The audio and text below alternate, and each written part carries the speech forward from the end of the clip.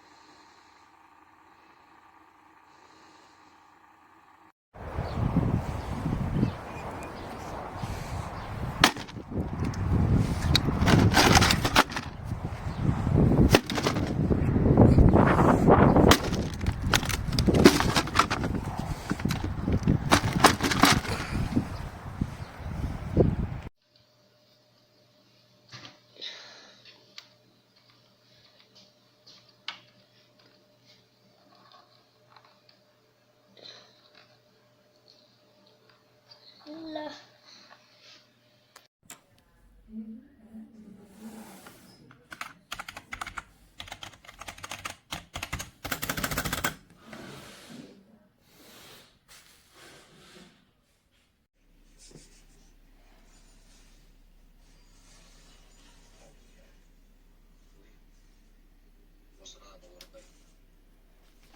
Consigue una piel radiante en una noche con Olay Retinol. Y estas fiestas, presume de tu mejor piel con tu rutina de día.